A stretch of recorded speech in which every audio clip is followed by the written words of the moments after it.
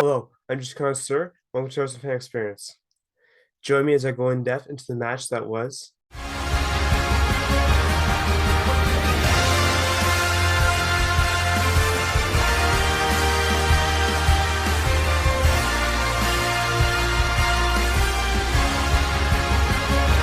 And as we begin today, I shall begin by addressing the fact that Arsenal have not played uh, since the uh, forgettable game, or the game I like to forget, against Manchester United 2 weeks ago. And in that time, obviously, they were supposed to have a match against Everton last Sunday that was subsequently canceled due to the passing of Queen Elizabeth II. May she rest in peace. And with this, as the Premier League took a week to mourn her death, we came back in this week with Arsenal taking on Brentford. Obviously a solemn occasion, not only for the passing of the Queen, but a game that Arsenal would like to forget. The first match, the the first game they played in the 2021-2022 season at Brentford, which clearly did not go to plan, with losing 2-0. And infamously, Ivan Toney tweeted out after the game, nice kick about with the boys," which really uh, uh, embittered the players for Arsenal, and they obviously took that as a motivation for the game today. Nonetheless, as we look at the starting 11 today, a relatively the same starting 11 uh, as it was 2 weeks ago, with Kieran Tierney once again playing, and a notable surprise in his first start, might I add, Fabio Vieira coming in.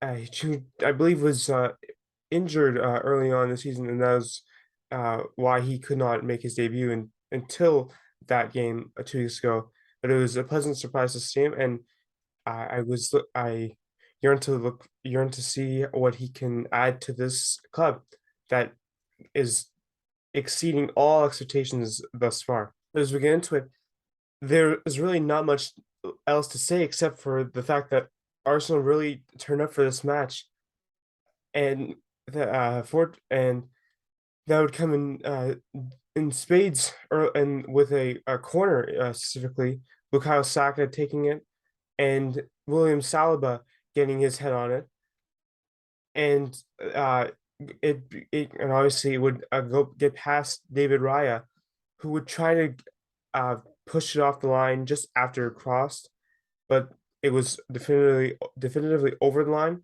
and therefore Arsenal took a 1-0 lead. In the 28th minute now, Granit Xhaka, who was anointed as captain for this match, would delivering a great ball into the box for Gabriel Jesus, and Jesus easily got it ahead to it that would once again beat Raya, and it was great to see. I not even mentioning, I loved Jesus's dance to celebrate. Obviously, as a tribute to Vinicius, and showing that Brazil should have taken him for their next international set of games. And with that goal, he again shows that he is consistent through and through each week, and he's determined to put his best game forward. Furthermore, the rest of the first half would be relatively uneventful, with Bukayo Saka again trying to just exploiting Brentford and toying with them as if they were children. And he would, although unfortunately he would be turned away, while on the other side, Brentford would have measly attempt by Brian Mbuemo, uh, but it was headed off target. And as we end the first half with a 2-0 lead for Arsenal already, it looked like the sun was setting for Brentford's chances in this match.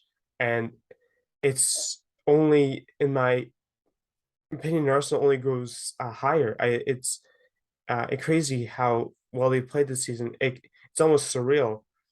I don't know if it will if it's meant to sustain.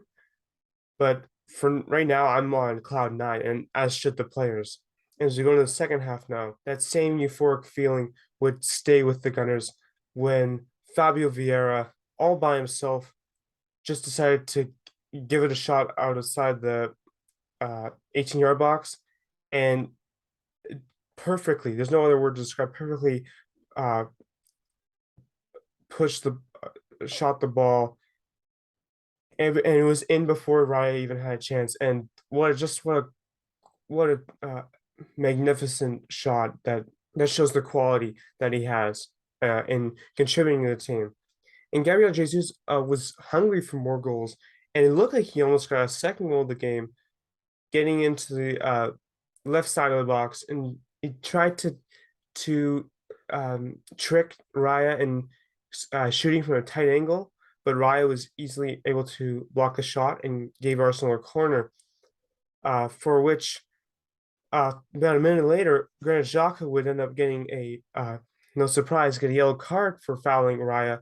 But in this instance, it was more of a strategic foul and to avoid Brentford getting ahead in the and getting a counterattack. So for that, I applaud Xhaka for making uh, a smart move in that case. And with Bukayo Saka already having an assist on the corner early on in the first half, he looked to get on the score sheet as well. Unfortunately, Raya would come to the rescue again for Brentford, really preventing it from being from the score being even more lopsided, with making putting a great save for a corner.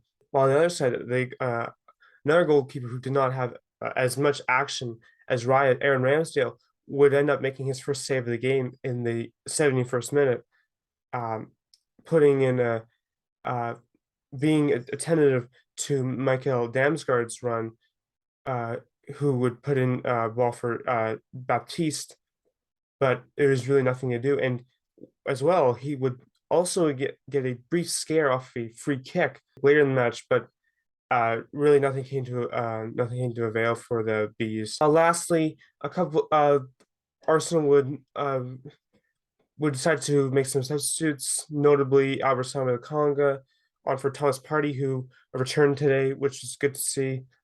Eddie Nketiah for Gabriel Martinelli, a while as well, Takahiro Tomiyasu. And the biggest surprise of the day, out of nowhere, Arsenal decided to substitute on a 15-year-old Ethan Nwaneri, a midfielder, on for Fabio Vieira, who had an excellent match in his own right. And uh, I'm I really have no words. I didn't even know about this guy. I'm sure that uh, he's ahead of his peers in the academy. I don't know if this means that he's already. I guess this means that he's already signed a personal contract with Arsenal, and good for him. And the future's bright for Nwari, and welcome to the club. It's a great club to be a part of, and they have a great future as established in this match today, which with the ending result being Arsenal 3, Brentford nil. With Arsenal, with my final thoughts being that I am elated to see Arsenal back at the top of the Premier League, get in there. They put in so much uh, effort today. They obviously were determined to prove uh, that first game of last season was a fluke, and they're nowhere near the same club they were then. And particularly, I love the trolling that Gabriel did at the end of the game, tweeting out the same exact tweet that I mentioned, and that it was a nice kickabout with the boys. As very as karma for Tony.